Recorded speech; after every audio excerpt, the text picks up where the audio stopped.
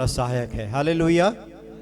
आज एक छोटे से वचन के साथ परमेश्वर के कलाम की शुरुआत करने वाले हैं और वो वचन सभी को मुखाग्र है, ऐसा मैं उम्मीद करता हूँ। मत्ती की किताब 11 अध्याय 28 वचन में क्या लिखा है? Very good, very good. हे सब परिश्रम करने वाले और बोझ से दबे हुए लोगों, मेरे पास आओ, मैं तुम्हें विश्राम दूंगा। तो दूसरे महीने में पहले रविवार को आपकी आज संडे स्कूल शुरू है और बड़े ध्यान से सुनना, बीच में प्रश्न भी पूछे जाएंगे और बराबर जवाब देना। और आप भी प्रश्न पूछ सकते हैं क्योंकि ये हमारा संडे स्कूल का सेशन है। बहुत पुराना वचन है, मुझे लगा खुदा ने मुझसे बात की तो आपसे भी बात करेगा। और मैंने सोचा ये वचन हमारे जीवन को आज भी लागू है, आज भी लागू है। हमारे पर्यंत भी खुदा के वचन जो भी हमारे पास है वो हमारे लिए लागू ही रहेंगे। मैं बताना चाहता हूँ इसलिए क्योंकि हम जिंदगी में जिस भी अवस्था में जी रहे हैं, हमारे पास में कुछ न कुछ बोझ होता ही है। अगर नहीं होता तो खुदा का वचन फिर किसके लिए कह रहा है कि सारे बोझ से दबे लोगों मेरे पास में आओ। अगर आपको लगता है एक परिपक्वता के बाद, विश्वासी जीवन में एक लड़ाई को जीत लेने के बाद हमारे पास अब बोझ नहीं होता है, तो फिर ये वचन किसके लिए है? बोझ होता है, आज भी है, कल भी रहेगा। ये हमारा साथी है, सुख दुख का साथी है। ये बोझ जिसके लिए प्रभु यहाँ पर इस बात को कह रहा है। Before entering into the word of God, I want to share a short story with you. एक छोटी सी बात कहानी के रूप में, ताकि आप वचन को समझ पाए, मैं आपके साथ में बोलना चाहता हूँ। बहुत साल पहले एक स्त्री एक छोटे बच्चे के साथ, या यूं कहो गोद में रहने वाले बच्चे के साथ, 1.5-2 साल के बच्चे के साथ में एक बस में यात्रा कर रही थी। बहुत ज़्यादा ठंड थी और वो स्त्री इतनी ज़्यादा ठंड से परेशान हो रही थी और बस चल रही थी, हवा भी लग रही थी, बहुत ज़्यादा ठंड से सिकुड़ रही थी, ठिठुर रही थी। और उस ड्राइवर का ध्यान उसके ऊपर में था और उसने जब देखा कि ये ठंड बर्दाश्त नहीं कर पा रही है और दूसरा कोई रास्ता भी नहीं था, उसके हाथ से उसकी बच्ची बार बार नीचे की तरफ छूटती जाती थी और आजू बाजू के लोग उसको संभाल रहे थे। ये देखकर ड्राइवर ने एक जगह में बस को रोक दिया और बस रोकने के बाद उसके हाथ से बच्चे को ले लिया, उसको उसी कपड़े में अच्छे से लपेटकर सीट के नीचे रख दिया और उस स्त्री को बस से नीचे उतार दिया। अब आप सोचेंगे कि ये कैसा ट्रीटमेंट हो रहा है, या ये कौन सी उपाय योजना हो रही है। उस ड्राइवर ने उस स्त्री को बस से नीचे उतार दिया और आपको आश्चर्य होगा तब जब मैं आगे आपको बताऊंगा, उसने बस चालू कर दी और उस बच्चे को बस ही में रखा हुआ है और बस आगे की तरफ जाने लगी। वो स्त्री जो बेहोश सी हो रही थी, बार बार गिर रही थी, ठंड के मारे इतनी परेशान हो रही थी, वो अब जो है बस को जाते हुए देखकर बेचैन हो गई है क्योंकि उसका बच्चा उसके अंदर है और वो बस चली जा रही है। ये देखकर उसने अचानक से उठकर दौड़ना शुरू कर दिया और दौड़ना शुरू करके वो बस के पीछे पीछे दौड़ रही है, बस के पीछे पीछे दौड़ रही है। ड्राइवर इस चीज़ को देख रहा है, आईने में ड्राइवर इस चीज़ को देख रहा है। फिर कुछ दूर उसको दौड़ने देने के बाद उस ड्राइवर ने बस को रोकी और उस स्त्री को भीतर ले लिया। क्या फर्क है पहले और अब की अवस्था में? जब वो स्त्री ठंड के मारे ठिठुर रही थी और इतनी ज़्यादा ठंड से परेशान थी कि वो बेहोश सी हो रही थी, बच्चा उसे संभाला नहीं जा रहा था, लेकिन उसको उतारने के बाद जब वो बस के पीछे दौड़ी, वो इतनी वार्म अप हो गई कि अब वो एक साधारण सी हो गई। जब ड्राइवर ने देखा कि स्त्री में अब वो गर्मी का आगमन हो गया है, वो अब उसकी बॉडी गर्म हो गई है, उसने उसको फिर से बस में लिया दौड़ने की वजह से। और आप भी जानते हैं कि आप जब दौड़ते हैं तो आप बहुत सारा एनर्जी को महसूस करते हैं, पसीना आता है और बॉडी गर्म हो जाती है। उसने उसको बिठा दिया और उसके हाथ में, उसके गोद में उसके बच्चे को वापस दे दिया। आप इस चीज़ को इमेजिन करें कि इस ड्राइवर ने इसके साथ में जो बर्ताव किया वो उसके अच्छे के लिए है या उसके बुरे के लिए है? जाहिर है कि वो उसके अच्छे के लिए है। खुदावंद भी हमारे जीवन में ऐसी बहुत सारी चीज़ों को आने देता है। गॉड अलाउज, परमेश्वर हमारे जीवन में ऐसे आने देता है। और इस प्रकार से आपको लगता है कि बस का ड्राइवर आपको छोड़कर भागा चला जा रहा है, चला जा रहा है आगे। खुदावन अब रुकता नहीं है आपके पास में। प्रभु ने आपको छोड़ दिया, अकेला त्याग दिया है। एक समय यीशु मसीह ने भी क्रूस से आवाज लगाई, हे मेरे परमेश्वर, हे मेरे परमेश्वर, तूने मुझे क्यों छोड़ दिया। जिंदगी में ये मुकाम आते हैं, और इसलिए यहाँ पर मत्ती की किताब में ये वचन लिखा गया है कि हैं सारे बोझ से दबे हुए लोगों, मेरे पास में आओ, मेरे पास में आओ। और परमेश्वर का वचन हमें यहाँ पर इस बात की ताकीद दे रहा है कि मनुष्यों का जीवन, द लाइफ ऑफ ह्यूमन और man and woman is full of trial and crisis, troubles. ये हमारी जिंदगी का हिस्सा बन चुका है, और आप ऐसा इमेजिन नहीं कर सकते जिस दिन आपको कोई तकलीफ नहीं है, या आप ऐसी गारंटीज नहीं कह सकते कि आने वाले 1 महीने तक मुझे किसी भी प्रकार की कोई तकलीफ नहीं होने वाली। You can not imagine, you can not predict, आप ऐसा बोल नहीं सकते हैं। अय्यूब की किताब के 14 अध्याय में और उसके पहले वचन में एक वचन लिखा हुआ है। अय्यूब की पुस्तक के 14 अध्याय के पहले वचन में एक बात लिखी है, और वो वचन यहाँ पर लिखा है कि man that is born of a woman is of few days. मनुष्य जो स्त्री से जन्मा वो थोड़े दिनों का है, and he is full of trouble. ये दाऊद की गवाही, ये अय्यूब की गवाही। मनुष्य जो स्त्री से जन्मा वो दुख से भरा हुआ रहता है, उसके दिन थोड़े होते हैं, और he is full of trouble, दुख से भरा हुआ रहता है। इसके आगे 5वें अध्याय में आप आते इसी किताब के, और 7वें वचन को आप पढ़ते हैं तो देखिए यहाँ भी एक इसी प्रकार का सिमिलर वचन आपको देखने को मिलेगा, और वहां लिखा हुआ है, yet man is born to trouble as surely as sparks fly upward. देखिए 5 अध्याय का 7वां वचन।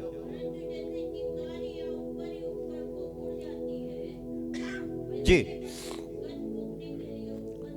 अब ये वचनों को पढ़कर मुझे लगता है आपको अब यकीन हो रहा होगा, क्योंकि ये मेरी डायरी के पेज नहीं है, ये बाइबल के वचन है जो आपके समक्ष में पढ़े जा रहे हैं। अगर मेरी डायरी में मेरे लिखा होता या किसी का मैंने संकलन किया होता, संग्रह किया होता, तो शायद आप डाउट करते, विचारों में मतभेद भी हो जाता। लेकिन ये बाइबल है, और ये बाइबल के वचनों में ये सारी चीजें यहाँ पर लिखी हुई है। यूहन्ना की किताब का 16 अध्याय 33 वचन में लिखा, said these things to you that in me you may have peace, in the world you will have tribulation। इस संसार में तुम्हें कष्ट तो होता है, और ये सारी बातें हम और आप समझ रहे हैं, और प्रभु के वचन को हमने पढ़ा है, सारे बोझ से दबे हुए लोगों मेरे पास में आओ। Burdens, troubles, trial, difficulties are going to come our way. हमारे रास्तों में ये आने ही वाली है। आप मसीह है, इसका मतलब ये नहीं कि अब आपके दुख समाप्त हो गए। आपने बैप्टिज्म लिया, इसका अर्थ ये नहीं कि अब आपके जीवन में दुख नहीं आएगा। आपने अपना जीवन प्रभु को दिया, पवित्र आत्मा को हासिल किया, इसका अर्थ ये नहीं है कि अब आप आगे कभी बीमार नहीं होंगे। प्रभु का वचन ध्यान से सुनो। खुदावंत का वचन बताता है कि ये सारे बोझ से दबे हुए लोग, some people are under the burden of diseases.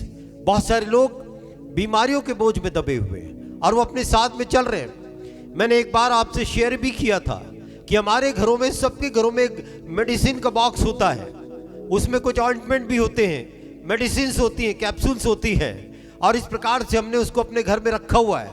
कई लोगों के लिए सिर्फ वो एक फर्स्ट एड बॉक्स की तरह, मेडिसिन बॉक्स की तरह, कई लोग रोज उसमें से दवाइयों को लेकर के खाते हैं, और यकीन मानिए 1 2 नहीं 3 4 5 गोलियां रोज खा रहे हैं, बीमारी के बोझ में दबे हुए। कई लोग जो है ट्रायल्स, और ट्रायल्स मतलब कठिनाइयों के बोझ में दबे हुए।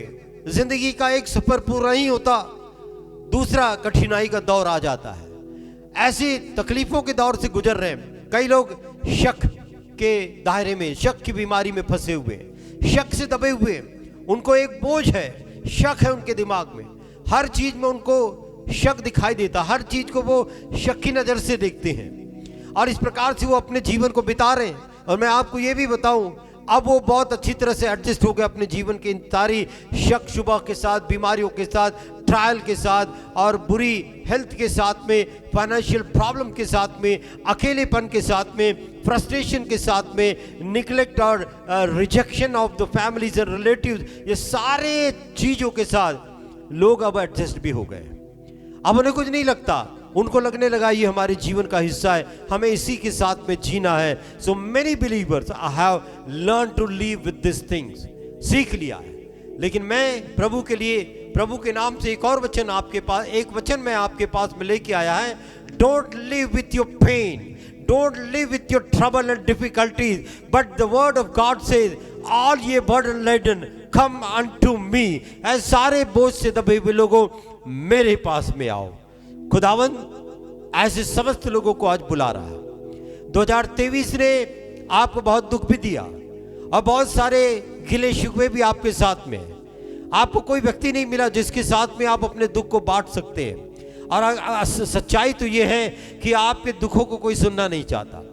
आप अच्छी बात बताते हो, आपके जन्मदिन की खुशियां और फोटोग्राफ शेयर करते हो, आपके बाजू में आकर के बैठ जाएंगे। लेकिन अगर आप अपनी तकलीफ उनको बताते हैं तो उनको आपसे कोई मतलब नहीं है। But I tell you one thing, there is one person, एक व्यक्ति है जो आपके दुखों को सुनना चाहता है, एक व्यक्ति है जो आपको दुखों से आज़ाद करना चाहता है, एक व्यक्ति है जो आपको बीमारियों से चंगाई देना चाहता है, एक व्यक्ति आपके फ्रस्ट्रेशन को, अकेलेपन को हटाना चाहता है। And he is Jesus and he said सारे बोझ से दबे हुए लोगों मेरे पास में। ऐसा कोई खुदा नहीं, ऐसा कोई साधु संत महात्मा नहीं जिसने दुनिया के ऐसे तबके के लोगों को अपने पास में बुलाया, अपने पास में बुलाया। लेकिन यीशु मसीह ही ऐसा खुदा है जो हमें बुलाता है। लेकिन आपके पास में एक विचार आता होगा, आपके पास में एक विचार आता होगा, तो यीशु मसीह हमारे दुख दर्दों को, बीमारियों को, अकेलेपन को हमेशा के लिए दूर क्यों नहीं कर देता। मैं आपको एक और चीज यहां पर ऐड करना चाहता हूं। A Christian without affliction is like a soldier on parade. अगर आपके जीवन में दुख नहीं है और आप मसीही है तो आप उस सिपाही की तरह हैं जो कदम ताल करता है, only marching and nothing, he is not fighting. वो दुश्मन के सामने नहीं गया, बंकर में नहीं रहा, भूखा नहीं रहा, बिना पानी के नहीं रहा। उस सोल्जर की तरह है जो केवल परेड के मैदान में 2 घंटा परेड करता है, अपने बिस्तर में आराम करता है, रोटी खाता है, चैन से रहता है। Believers doesn't, they have been not given such type of life. You are a soldier of God's army. आप परमेश्वर के योद्धा हैं और आपको हर परिस्थिति को फेस करना है।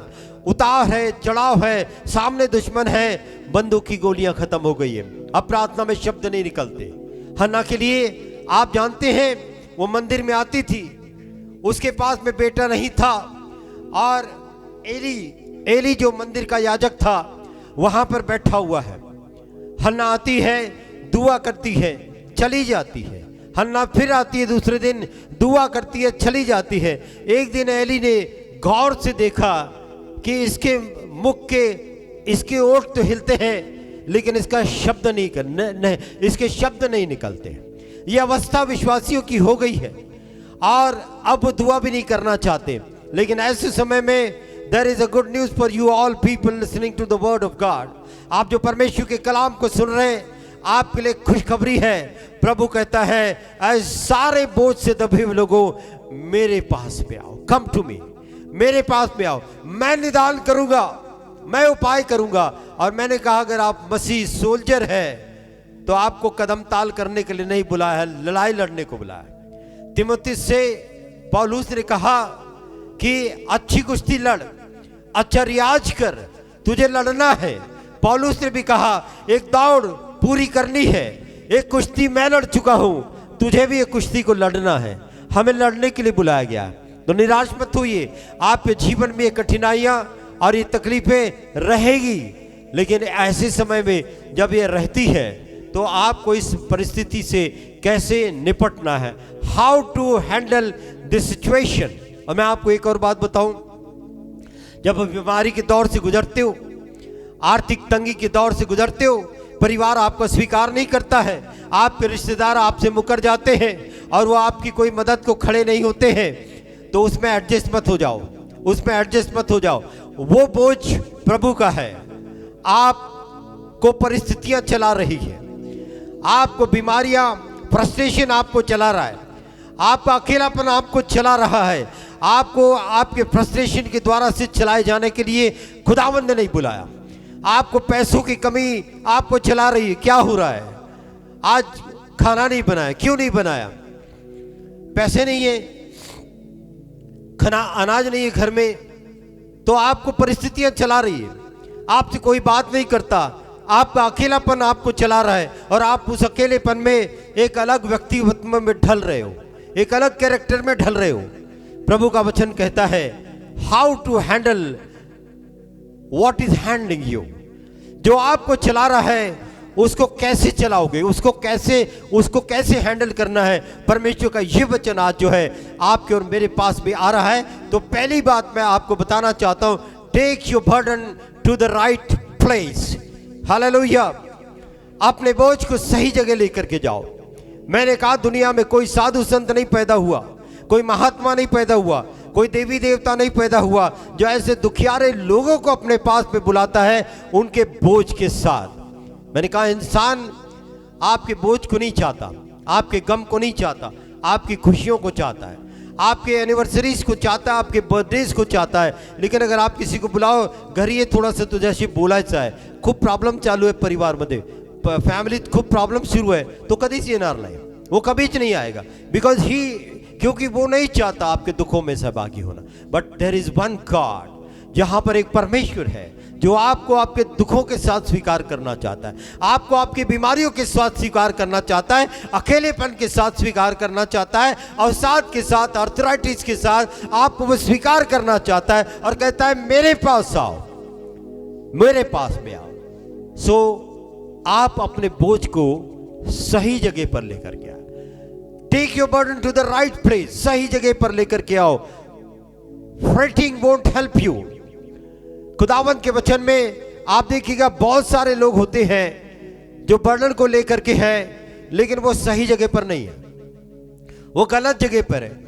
वो कभी इधर कभी उधर कभी उधर अपने बोझ को लेकर के जाते हैं और अपने बोझ को वो हल्का करना चाहते हैं, लेकिन अपने बोझ को बढ़ा करके ही आते हैं, बढ़ा करके ही आते हैं। प्रभु का वचन हमें बताता है, फिलिपियों की किताब का 4 अध्याय उसके 6वें वचन में एक बात लिखी है। देखिए हिंदी में अगर आता है तो पढ़िएगा, हिंदी में निकाल करके पढ़िएगा जी।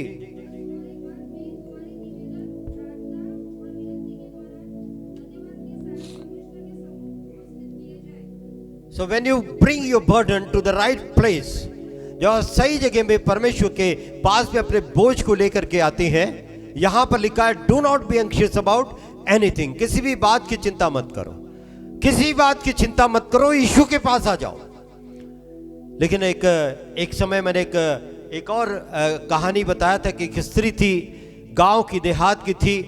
वो पहली बार बस में चढ़ी यात्रा के लिए, पहली बार बस में चढ़ी। उसके सिर पर एक बड़ा सा टोकरा था जिसमें कुछ खेत की उपज थी, फसलें थी या सब्जी भाजी जो भी आप समझ ले, बड़ा बोझ था उसके सिर पर। जब वो बस में चढ़ी तो उसने देखा 50 लोग जो है, 50-60 लोग उस बस के अंदर में पहले ही चढ़े हुए।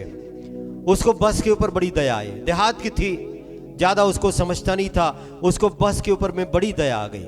और वो बड़ी दया आई तो वो जो है उसने सोचा इतने लोग बस में बैठे हुए हैं, ये बस अकेली इनका बोझ लेकर के चल रही है और इसमें मैं भी चढ़ गई हूं। अब उतर तो सकती नहीं थी, मैं भी चढ़ गई हूं। कंडक्टर आया और बोला माता जी ये आपके सिर के ऊपर जो रखा हुआ इसको नीचे रख दो। तो उसका जवाब जानते हो, उसने कहा पहले इतने लोग बस के ऊपर में चढ़े हैं और ये भी रख दूंगी तो बस के ऊपर में कितना बोझ हो जाएगा, इसको मेरे पास रहने दो, मेरे सिर पर, मैं ये बोझ को उठा करके रहना चाहती हूँ। फाइनली तो उसका और उसके बोझ का बोझ जो बस के ऊपर में है, बट वो देहात की स्त्री है, उसके पास में वो लॉजिक नहीं है। बताने का अर्थ ये है, लोग प्रभु के पास आते हैं और प्रभु को बोझ देते नहीं, अपने बोझ के साथ जीते हैं। उनको लगता है कि इतना बोझ मैं अपने ऊपर उठा करके रह सकता हूं। मैंने कहा वे लोग अपने बोझ, अपनी बीमारी, अपनी तकलीफों और अकेलेपन के साथ में रहना सीख गए। लेकिन आज प्रभु का वचन बोलता है किसी बात की चिंता मत करो। हर परिस्थिति में आपकी प्रार्थना और निवेदन जो है धन्यवाद के साथ परमेश्वर के समक्ष में प्रस्तुत किए जाएं। राइट प्लेस, आपको सही जगह आना है, यीशु के पास में आना है, और कोई आपके बोझ को स्वीकार नहीं करता है। और यीशु के वचन में लिखा हुआ अपने बोझ को यीशु पर रख दो, उसको तेरा ध्यान है, ही केयर्स फॉर यू। यूहन्ना की किताब के 14 अध्याय और उसके पहले ही वचन में एक बात लिखी हुई है कि तुम्हारा हृदय जो है व्याकुल न हो। फिर क्यों विश्वासियों तुम और हम व्याकुलता में क्यों जी रहे हैं, परेशानी में क्यों जी रहे हैं, कमियों में अभाव में क्यों जीते हो, क्यों जो है असफलताओं के दामन को पकड़े बैठे हुए। छोड़ो उसको। यीशु कहता है मेरे पास में आओ। तुरंत खड़े होने की जरूरत है, तुरंत वहां से भागने की जरूरत है। Let not your heart be trouble, believe in God so also believe in me. मुझ पर भी विश्वास करो। परमेश्वर पर विश्वास किया है, मुझ पर भी विश्वास करो। आगे एक और कहानी में मैं आपको लेकर के जाऊंगा, लूका रचित सुसमाचार का 10 अध्याय उसके 38 से कुछ आगे तक के अगर आप वचन को पढ़ते, वहां पर एक दृश्य है। यीशु बैतनिया में आया और वहां पर मरियम मार्था के घर पे आया। मरियम मार्था की एक कहानी आप सबों को बड़ी याद हो गई होगी, क्योंकि ये हम हमेशा ही सुनते रहते हैं।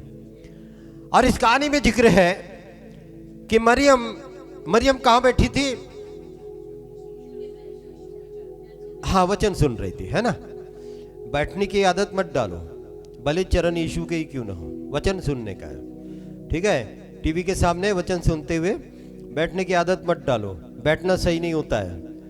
तो यीशु के चरणों पर बैठकर वचन सुन रही थी, खुदा के मुख से निकलने वाले शब्दों को सुन रही थी। अब मरियम वहां से शिकायत करती आ रही। क्या बोल रही है मरियम? हाँ, मार्था क्या बोल रही है जी? हाँ, उसने कहा हे गुरु, इसको तू समझा, मैं अकेली सारा घर का काम कर रही हूं और मुझे सारी तैयारी करनी पड़ रही है और ये यहां पर बैठी हुई है। और यीशु ने उससे एक बात को कहा कि मार्था, तू बहुत बातों की चिंता करती है ना। और प्रभु का वचन हमको क्या बोल रहा है? किसी बात की चिंता मत करो। सो प्रभु का वचन यहां पर मार्था के लिए भी वही है, आपके लिए भी वही है। और मरियम जो है सही जगह पर बैठी हुई है।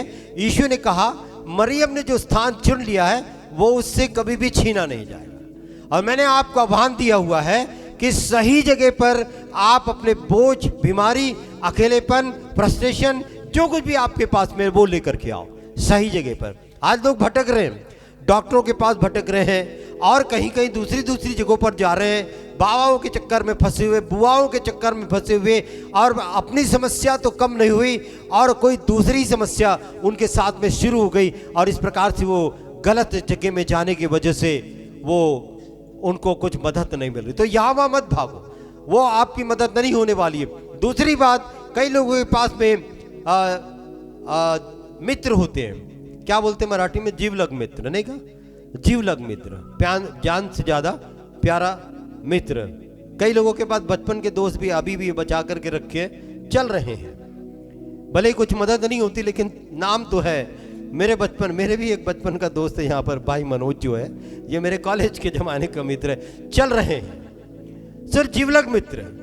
तो ये जो कई लोगों के पास में उनका भी बड़ा भरोसा रहता है। अय्यूब ने अपने मित्रों को बुलाया, आपको याद है ना, अय्यूब की किताब जितनों ने पढ़े होंगे उसको याद होगा। And Job tried to tell his friends about his burden, अपने बोझ के बारे में अय्यूब उनसे बात कर रहा है। और ये 3-4 उसके मित्र थे और उनसे वो बातचीत कर रहा है। उसका बोझ कम हुआ क्या? आप अगर शास्त्र को पढ़ते ना, वो सवाल करता है, ये जवाब करते हैं और ये उस पर ही नालिश करते हैं और उसको कोई वहाँ पर उसको कोई रियायत नहीं मिल रही है, उसको कुछ छूट नहीं मिल रही, उसका दर्द नहीं कम हो रहा है, उसका तकलीफ नहीं जा रही। फ्रेंड्स वोंट हेल्प यू, आपके मित्र आपका मदद नहीं करेंगे और आपके मित्र आपकी सहायता नहीं कर पाएंगे। The problem with friend is that they will lie to you, वो आपसे झूठ बोले। ठीक है, मैं देखता हूं, मैं करता हूं कुछ, नहीं जरूर मैं कर दूंगा। और उसके बाद में आप जब उनको फोन करते हैं तो वो आपके फोन का जवाब नहीं देते। अगर कभी फोन उठाए तो मैं थोड़ा व्यस्त हूं, मैं आपसे बाद में कॉल करता हूं, क्योंकि मैंने कहा आपके मित्र जो है आपको अच्छे में देखना चाहते हैं। और किसी ने कहा है सुख के सब साथी, दुख का कोई साथी नहीं। चढ़ते हुए सूरज को सब सलाम करते हैं, डूबते हुए सूरज के साथ कोई नहीं चलता। जिधर दम है उधर हम है, बाकी सब पानी कम है। तो ये बात को ध्यान में रखें, ये जिंदगी का वसूल है, सिद्धांत है। और इस प्रकार से आपके मित्र आपकी सहायता के लिए कभी नहीं खड़े होंगे। अय्यूब ने ट्राई करके देख लिया, कुछ नहीं हुआ, और वो उससे झूठ बोल रहे थे और इस प्रकार से झूठी सिंपत्ति भी बता रहे थे। लेकिन क्या आप इस बात को जानते हैं कि एक सच्चा दोस्त है जो आपको सच बताता है, भले ही वो उसकी सच्चाई आपके दिल को छेद देती है, चीर देती है। एक वचन निकाल करके पढ़ेंगे, नीति वचन की किताब, उसका 27 अध्याय, उसका 6वां वचन जो यहाँ पर आपके सामने में है। हिंदी में किसी को मिलता है तो जरूर से पढ़े जी। जी हाँ, अभी खुदा का वचन किसी से तो भी बात करेगा। जो घाव मित्र के हाथ से लगे वो विश्वास योग्य है। लेकिन एक बड़ी अजीब सी बात यहां पर दिखाई दे रही है, और आपने भी देखा होगा, लोग एक दूसरे को मिलते हैं, ग्रीट करते तो चुम्बन भी करते हैं। अभी थोड़ा सा उसमें फर्क आ गया, अभी गाल से गाल स्पर्श कराते हैं, है कि कराते कि नहीं कराते हैं? हाँ चलो, तो वहां पर लिखा हुआ है जो घाव मित्र के हाथ से लगे वो तो विश्वसनीय है, वो चल जाता है। लेकिन बैरी जो है वो अधिक चुंबन लेता है। बैरी जो है अधिक चुंबन लेता है। मित्र आपके काम नहीं आएंगे। जो आपको प्रेम दिखाने वाले हैं, प्रेम का प्रदर्शन करने वाले हैं, वो आपके काम में नहीं आएंगे। Come to the right place and Jesus Christ is the right place to deliver your burden. आपके बोझ को छोड़ने के लिए यीशु मसीह ही सही जगह है। वो वहां पर आपके आकर के आपके आपके बोझ को जो है वहां पर आप हल्का कर सकते, कम कर सकते। तीसरा पॉइंट इसके अंदर में, भाग जाने से आपकी कोई मदद नहीं। मैंने एक बार बहुत अच्छा एक सरमन इसके ऊपर में लिया था, समस्याओं का सामना करो।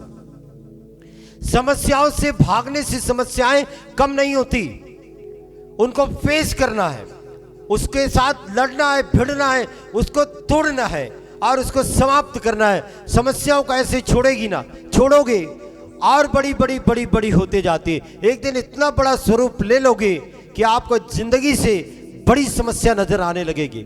सो फ्लीइंग वोंट हेल्प यू। भागना आपकी मदद नहीं करेगा। You will never be able to run away from the problems and trials of life.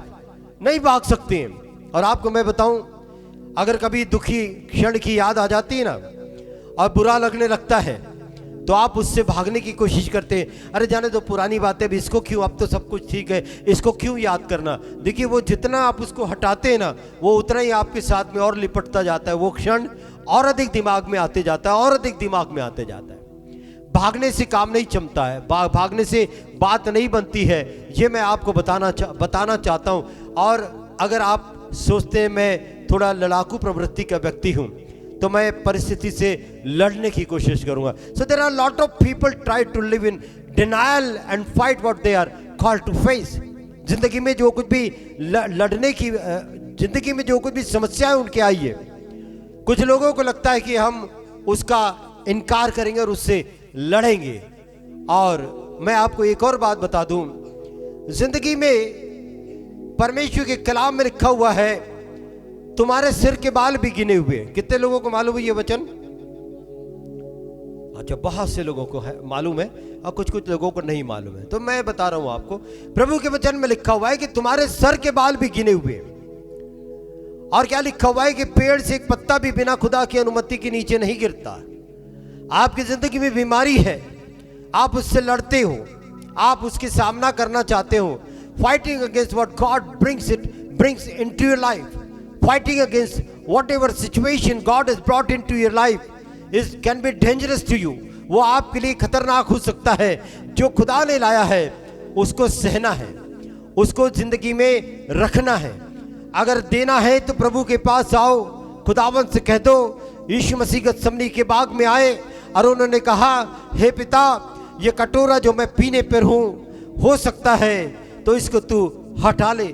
Jesus came to the right place at the feet of his father.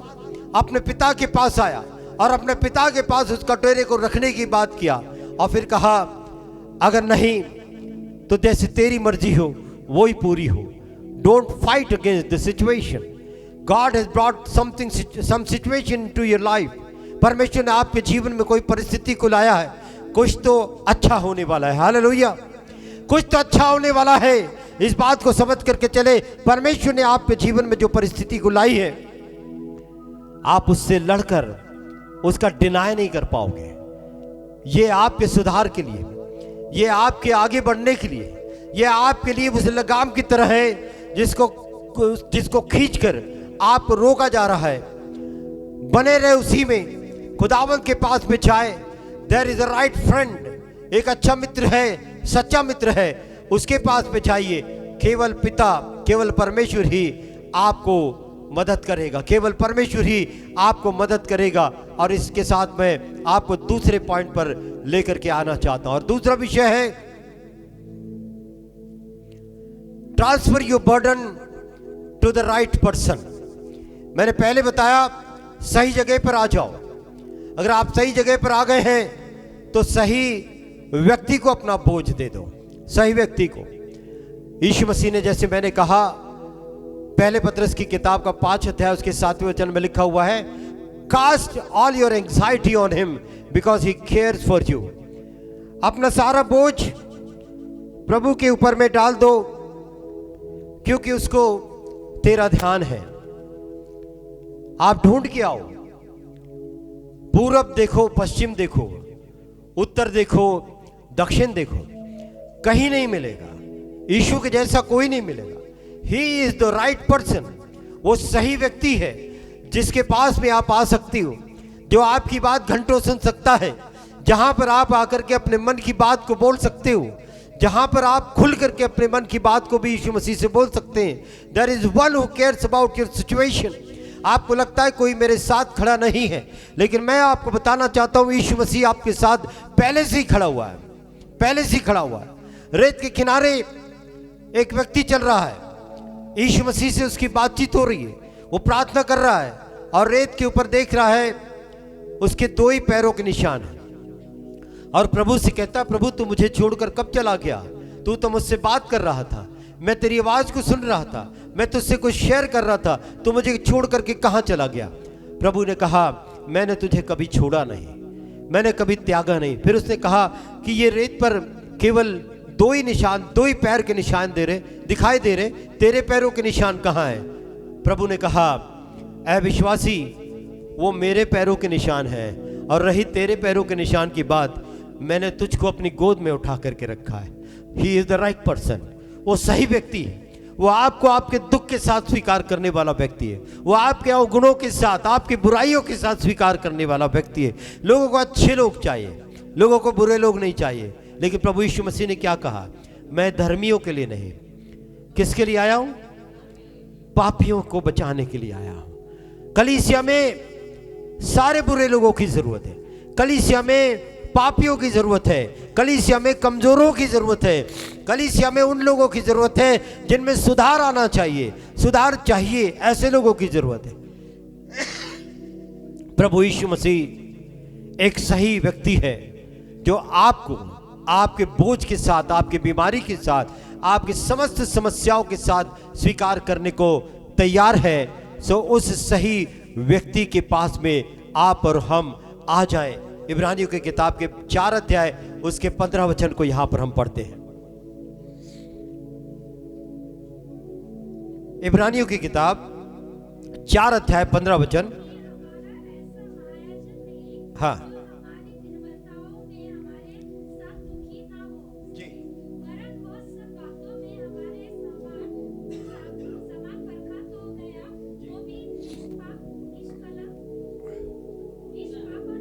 हाँ बस ठीक है, thank you. सो यहाँ जो बात लिखी है, क्योंकि हमारा कोई महायाजक नहीं जो हमारी निर्बलताओं पर सहानुभूति न रख सके, यानी हमारे पास एक ऐसा महायाजक है जो हमारी निर्बलताओं में हमसे सहानुभूति रखता है। सो प्रभु यीशु मसीह आप कमजोर हैं, God is sympathy for you. People में रिजेक्ट यू। लोग आपका स्वभाव गुस्से का है, लोगों को पसंद नहीं आता है, लोग आपको रिजेक्ट कर सकते हैं। आपका स्वभाव ज्यादा बातचीत करने का है, लोगों को पसंद नहीं आएगा, लोग आपसे दूर रहना शुरू करेंगे। लेकिन यीशु मसीह ऐसा नहीं है। वो हमारा एक ऐसा महायाजक है, वो हमारे पास में आता है, हमारे पास में आता है। एक क्षण के लिए भी मत समझो कि प्रभु हमारी परिस्थिति को नहीं समझता या यीशु को देवाला कड़त नहीं। हम जो फेस कर रहे हैं वो हमको ही पता है। बहुत से लोग इस बात को भी बोलते हैं हम जिस परिस्थिति से गुजर रहे हैं वो हम ही जानते हैं।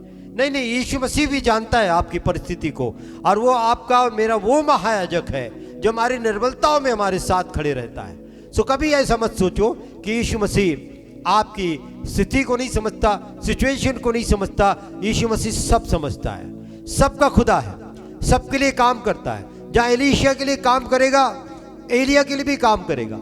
अगर नूह के लिए काम करेगा, अब्राहम के लिए भी काम करेगा, वो आपके लिए भी काम करेगा।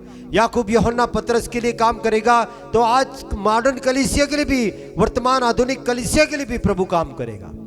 सो सही व्यक्ति के पास में आने की बात हमने यहाँ पर सुनी, और आपका हर स्थिति में यीशु मसीह ख्याल करता है, और इसलिए वो सही व्यक्ति है। दूसरी बात, जो एक यीशु मसीह सही व्यक्ति इसलिए भी है कि वो एक ऐसा व्यक्ति है who can do something about your situation। आपकी परिस्थिति के लिए वो कुछ कर सकता है, आपकी परिस्थिति के लिए वो कुछ कर सकता है। एक समय आएगा आपका डॉक्टर, आपका एडवाइजर आपके लिए हाथ खड़े कर देगा, अभी कुछ नहीं हो सकता, अब इस सिचुएशन में कुछ नहीं हो सकता। बट यीशु मसीह ऐसा कभी नहीं करेगा। प्रभु यीशु मसीह आपके साथ आज भी है, कल भी है, और युगान युग तक रहने वाला है। Not only does he know what we face, he can change what we face। आपको केवल क्या दुख है वो नहीं जानता प्रभु, लेकिन आपके दुख को बदलना भी जानता है प्रभु। Hallelujah. he can change your face, what you are facing, God can change that situation। और इसीलिए प्रभु यीशु मसीह वो ऐसा सामर्थ्य परमेश्वर है। इफिसियों किताब के 3 अध्याय 20 वचन में एक बात लिखी है, पर अब जो ऐसा सामर्थ्य है कि हमारी विनती और समझ से कहीं अधिक काम कर सकता है, उस सामर्थ्य के अनुसार जो हम में काम करता है। God is working in you, God is working everybody.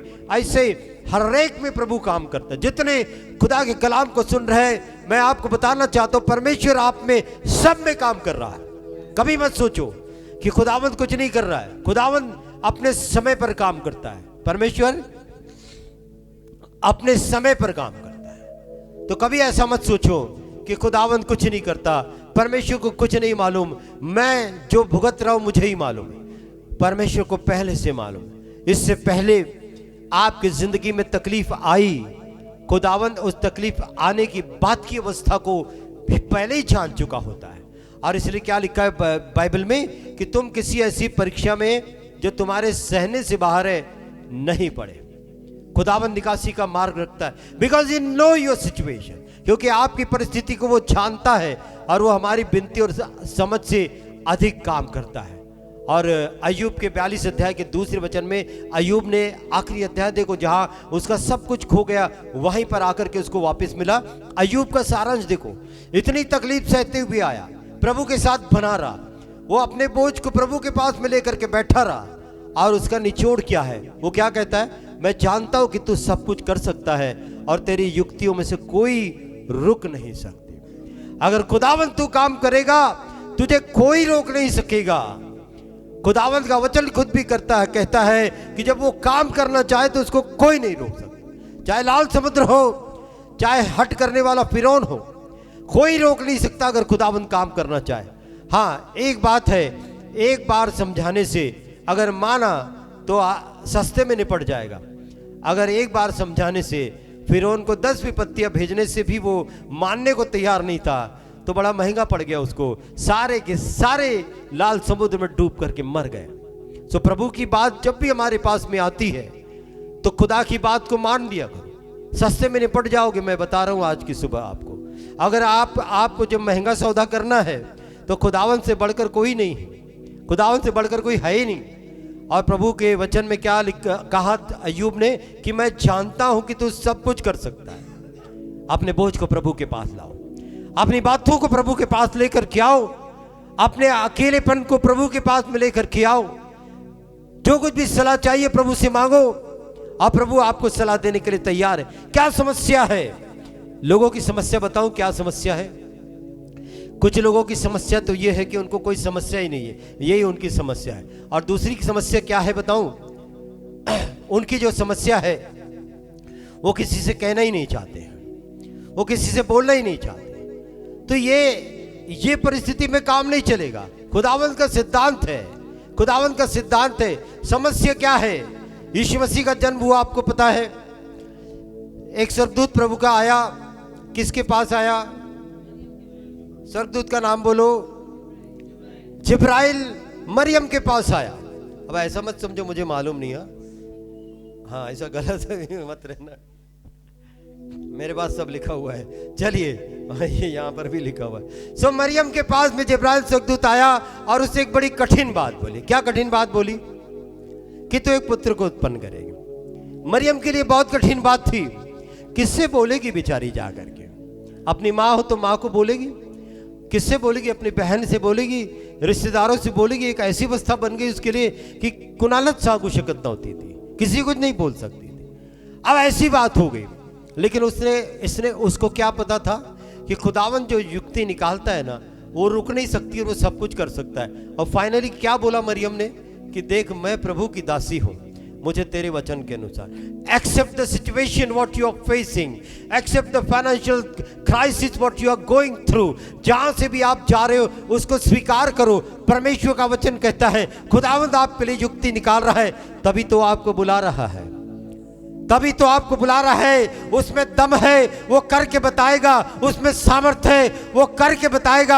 आपकी परेशानी, आपकी बीमारी, आपका रोग, आपके राई, आपके दुश्मन सबको तितर बितर कर देगा। वो खुदावंद यीशु मसीह है। उसके पास में आने की बात है। मरियम ने अपने आप को खुदा के हाथ में सौंप दिया और कहा देख मैं प्रभु की दासी हूँ, मुझे तेरे वचन के अनुसार हो। यशायाह की किताब में परमेश्वर की सामर्थ को बताने वाली एक बात लिखी हुई है और वहां पर 40 अध्याय के 12 वचन में एक बात लिखी है। देखिएगा, मैं आपको बताता हूं। मैंने कहा आपके पास एक ऐसा परमेश्वर है जो आपकी परिस्थितियों को बदल सकता है। और यहां लिखा हुआ है किसने महासागर को चिल्लू से नापा और किसके बित्ते से आकाश का नाप हुआ?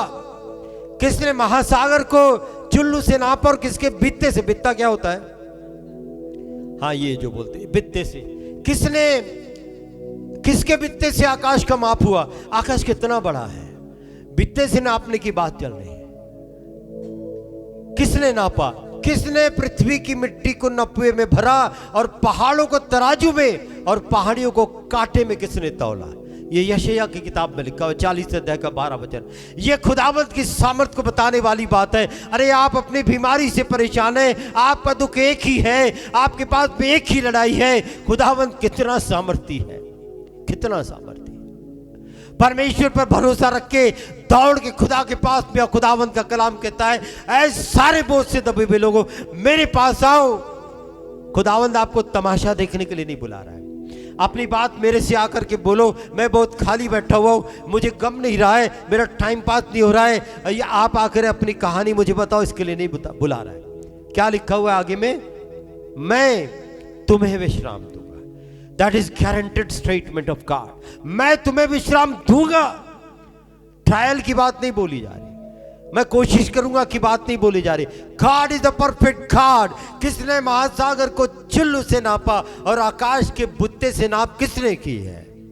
किसने मिट्टी को जो है पृथ्वी की मिट्टी को नपुए में भरा और पहाड़ों को तराजू में और पहाड़ियों को कांटे में किसने तौला? वो आपका परमेश्वर है।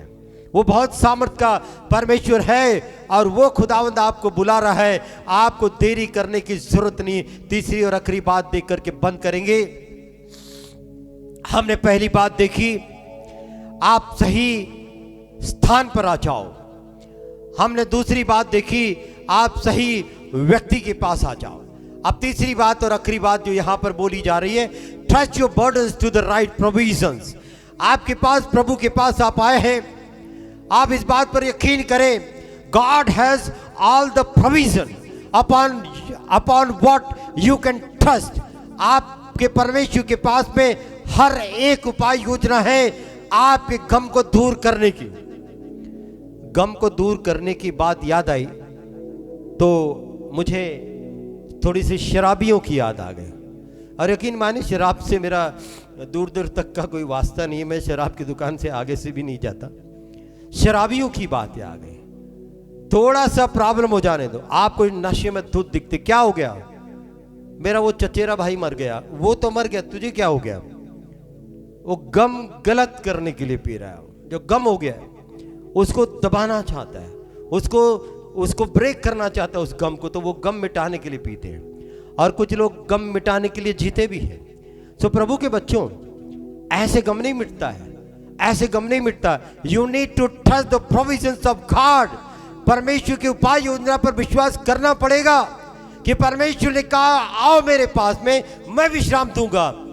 आता अभी आप परमेश्वर को पूछोगे बाबा रे कैसा क्या विश्राम देने वाला है? मैंने जिंदगी में डॉक्टर देखे और जो है मैंने लीडर देखे, मैंने प्लीडर देखे, मैंने दोस्त देखे, मैंने रिश्तेदार देखे, मैंने सब कुछ देखा। अभी तू कैसे क्या मुझे विश्राम देने वाला है? मुझे थोड़ा सा बता। मैं आपको बताऊं, खुदावंत के प्रोविजन पर विश्वास करने की बात आती है तो सीखो एलिया से। एलिया कौन से नाम के नाले में था? करेत नामक नाले में छिपा हुआ था, बैठा हुआ था। एलिया करेत नाले में छिपा हुआ है और अकाल पड़ गया, कौवा उसको रोटी ला करके खिला रहा है और नाले का पानी वो पी रहा है। वेरी गुड, ये खुदाबंद का प्रोविजन है। एलिया को विश्वास करना ही पड़ेगा।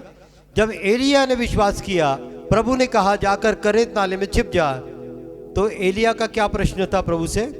कोई प्रश्न नहीं था। You need to trust the provisions of God. हमें परमेश्वर की उपाय योजना पर विश्वास करना ही पड़ेगा क्योंकि वह भरोसेमंद है।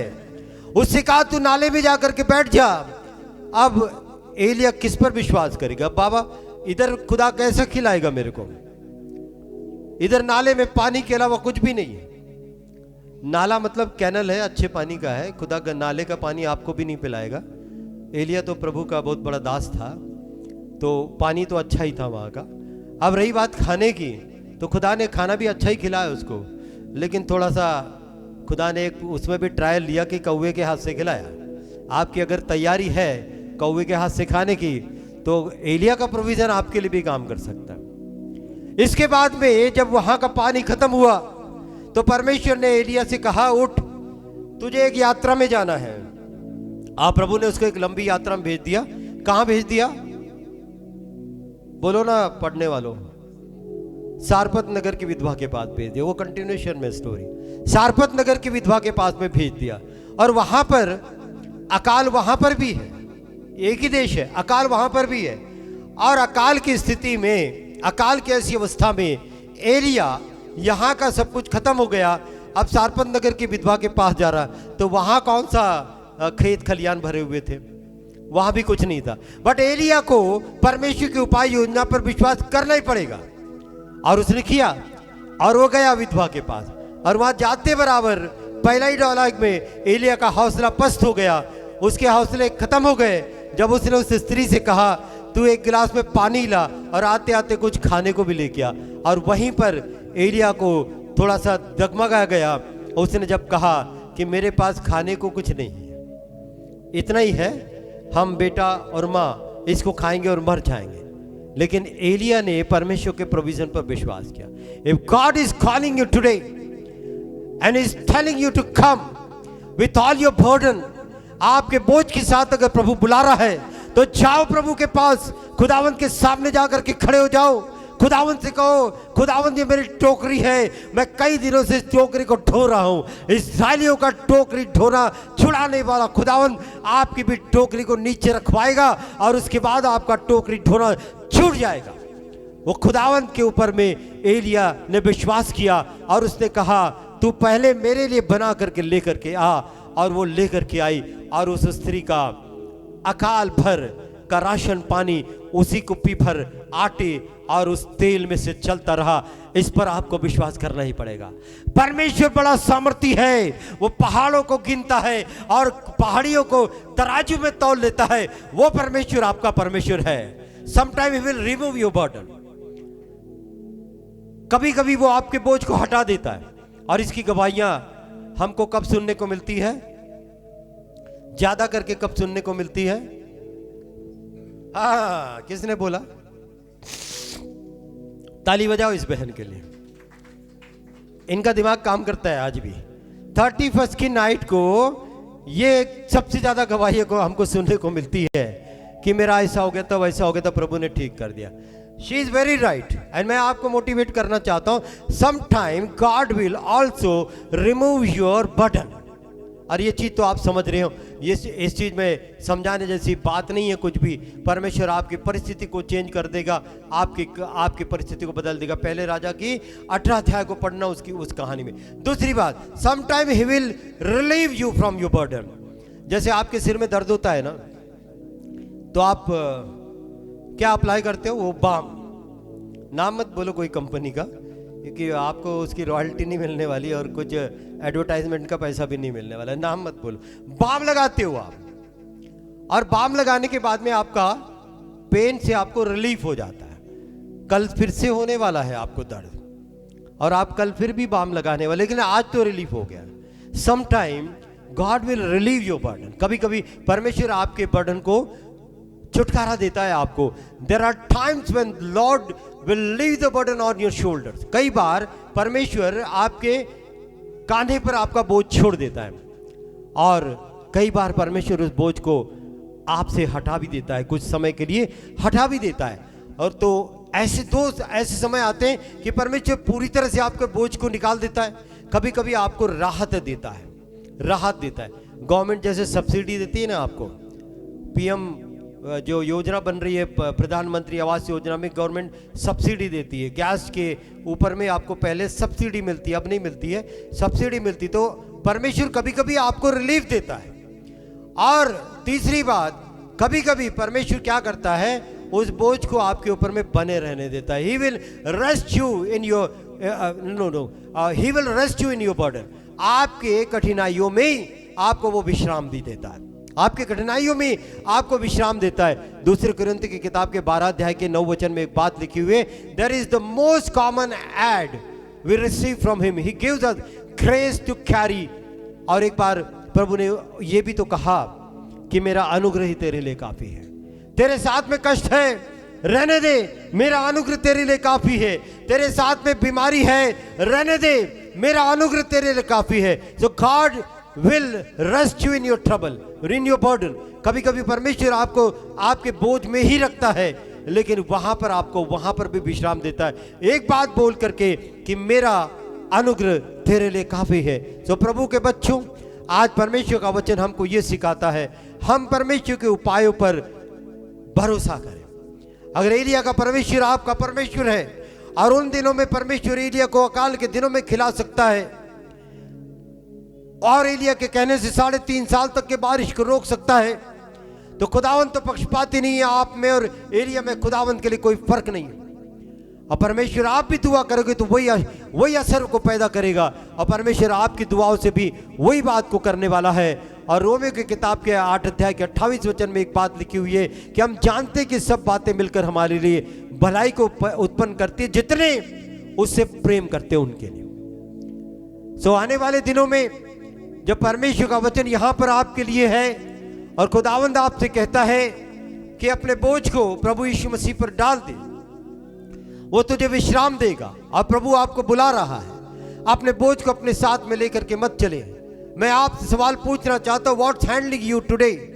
आपको क्या चीज चला रही है? आपकी बीमारियां, वो थकावट आपके दिमाग की, आपकी बिगड़ी हुई सोच जो आपकी आर्थिक कठिनाई की वजह से बिगड़ गई है, वो आपको चला रही है। निराशाएं आपको चला रही है। अब कोई उम्मीद नहीं है, बस जो होगा वो देखा जाएगा, अब तो ऐसे ही जीना। क्या चला रहा है आप? इस बात को सोचे और उस चीज को परमेश्वर के पास जाओ और खुदावंद को कहो, खुदावंद मुझे ये बीमारी चला रही, खुदावंद मुझे ये निराशा चला रही, खुदावंद मुझे पैसों का अभाव, ये गरीबी मुझे चला रही है, कंगाली, ये बेबसी मुझे चला रही है। प्रभु आपको बताएगा इस बेबसी को, इस कंगाली को कैसे चलाना है। और परमेश्वर कहता है मेरे पास आ जाओ, मैं सब कुछ ठीक कर दूंगा, मैं तेरी मैं तेरी जो है भटक जाने की आदत को भी सुधार दूंगा। मेरे पास आ जाओ। क्या बोझ है आपके पास में, किस बोझ के साथ में जी रहा हूं, परमेश्वर आपको बुलाता है प्रभु के पास में वापिस आ जाओ। आइए हम अपने स्थान पर खड़े हो जाएंगे, हम प्रार्थना करेंगे। अगर आपके पास में किसी के पास कोई ऐसा बोझ है और आप चाहते हैं कि प्रभु उस बोझ को हटा दे, आपके जीवन से दूर कर दे, तो अपने बोझ को प्रभु के पास में देने की तैयारी करो और परमेश्वर आपके बोझ को हटाने वाला है। आज इसी वक्त परमेश्वर आपके सारे बोझ को लेने को तैयार है, क्योंकि उसका वचन कहता है, ऐसा परिश्रम करने वालों, बोझ से दबे हुए लोगों, मेरे पास आओ, मैं तुम्हें विश्राम दूंगा। आइए दुआ करते। अगर आपको लगता है कि आपके पास कुछ ऐसी बात है जो आप प्रभु के पास में दे सकते हैं, come to the right place. You are in right place. Come to the right person. You are standing before a right person. Trust on the provisions of God. परमेश्वर के उपायों पर विश्वास करें। अपने हाथों को अपने दिल के ऊपर रख लें। खुदावंद को कहो, सब अपनी आंखों को बंद रखें, कोई किसी को देखने की कोशिश ना करें। खुदावंद से कहो, प्रभु मेरे पास में बहुत सी चिंताएं हैं, बीमारी है, गरीबी है, दारिद्र्य है, असफलताएं हैं। मैं सुधरना चाहता हूं, मैं पीछे आ जाता हूं, मैं आगे बढ़ना चाहता हूं। कोई तो ताकत है प्रभु मुझे पीछे ढकेलती है।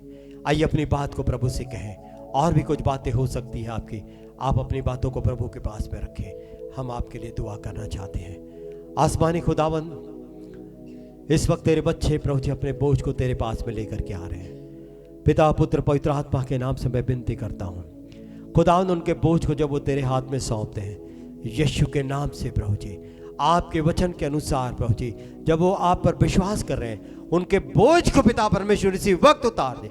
हर एक बीमारी, बेबसी, कंगाली, लाचारी यीशु के नाम से चली जाए। खुदावंद इन्हें कोई नहीं चलाए, तेरी पवित्र आत्मा इन्हें चलाए। बीमारी को कोई अधिकार नहीं विश्वासियों को चलाने का, आर्थिक कमी को कोई अधिकार नहीं विश्वासियों को निराशा में रखकर चलाने का।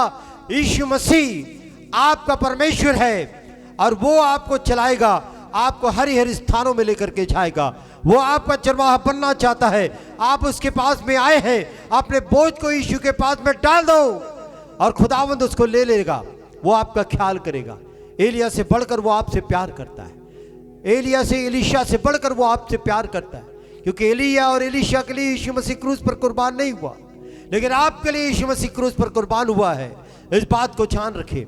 वो आपसे प्यार करता है। अपने बोझ को प्रभु पर दे दे, यीशु के नाम से, यीशु मसीह के नाम से। हर एक का बोझ खुदावंद इस वक्त में हटाया गया है। इस बात की मैं घोषणा करता हूं, I declare that every burden has been cast out. हर एक बोझ निकाला गया है और प्रभु तूने इन्हें बड़ी शांति प्रदान की है। ये आगे बढ़ेंगे खुदावंद तेरी सामर्थ्य से इनको उठाना, क्योंकि तू बड़ा सामर्थ्य परमेश्वर है जो महासागर को भी नाप सकता है। खुदा तूने ऐसा किया, मैं तेरा धन्यवाद देता हूँ। धन्यवाद के साथ इस प्रार्थना को प्रभु यीशु मसीह के नाम से मांगते हैं, सुनकर कबूल करिए। आमीन, आमीन।